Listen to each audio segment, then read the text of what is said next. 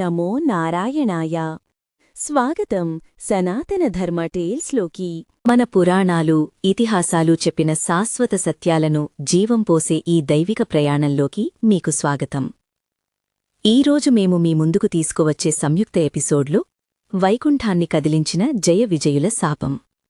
ఆ శాపంతో పుట్టిన శక్తివంతమైన అసురులు హిరణ్యాక్షుడు మరియు హిరణ్యకశిపుడు కథ. భూదేవి స్వయంగా అంతరించిపోయిన ఆ మహాఘట్టం, ఆమెను రక్షించేందుకు సాక్షాత్తు మహావిష్ణువు అద్భుతమైన వరాహావతారం స్వీకరించిన దివ్యక్షణం. అహంకారం, భక్తి, శక్తి, ధర్మం ఈ 4 ఒకే చోట కలిసే అద్భుతమైన అధ్యాయమిది. ముగింపు వరకు మాతో ఉండండి. ఇప్పుడు కథ ప్రారంభమవుతోంది. సనకాదులిచ్చిన శాపం కారణంగా వైకుంఠ ద్వారపాలకులు అయిన జయ విజయులు భగవంతుడి సమక్షంలో నమస్కరించి, ప్రభూ, మీ సేవ విడిచివెళ్లడం మా పాపం, కాని మీ ఆజ్ఞతో మేము భూలోకానికి వెళ్తున్నాము అని వినయంగా చెప్పారు. విష్ణుమూర్తి, మీరు త్వరగా నా వద్దకు రావాలంటే దుష్టజన్మలు తీసుకోవాలి, నేను తిరిగి మిమ్మల్ని రక్షిస్తాను అని ఆశీర్వదించారు. అలా స్వర్గానికి చెందిన దివ్యపరాక్రములు భూమిపై అసురులుగా జన్మించడానికి బయలుదేరారు. కాలక్రమంలో ఋషి కశ్యప మహర్షి భార్య తితి తన గర్భానికి దుష్టశక్తులు రావడంతో ఆమెకు 2 అతి శక్తివంతమైన కుమారులు పుట్టారు. వారు ఎవరూ తెలుసా? హిరణ్యాక్షుడు, హిరణ్యకశిపుడు. వీరిద్దరూ జయ విజయులే. వృషభ శాపం వల్ల అసురుల రూపంలో భూమిపై అవతరించారు. అసురులలో పెద్దవాడు హిరణ్యాక్షుడు. అపారమైన బలం, అహంకారం, క్రూరత్వం కలవాడు. దేవతలను సవాలు చేస్తూ తన శక్తి కోసం సృష్టిలో కల్లోలం సృష్టించాడు. శక్తిమంతుడైనవాడు అయినా ధర్మం లేకపోవడం వల్ల అతని బలం బాధగా మారింది. హిరణ్యాక్షుడు తన శౌర్యాన్ని చూపించాలనే కోరికతో ఒక ఘోరమైన పని చేశాడు. భూమిని, భూదేవిని సముద్రంలోకి తోసి పాతాళంలోకి ముంచేశాడు.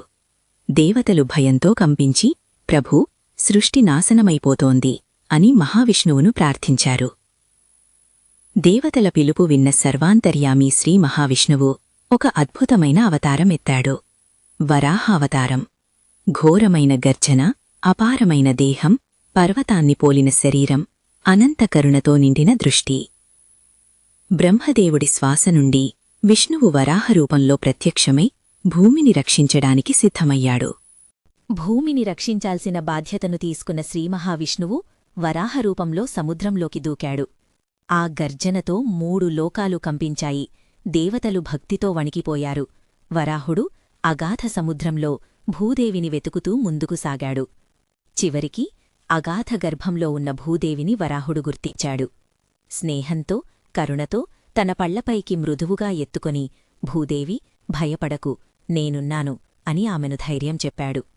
సృష్టి మళ్లీ పునరుద్ధరించబడే సమయం వచ్చింది.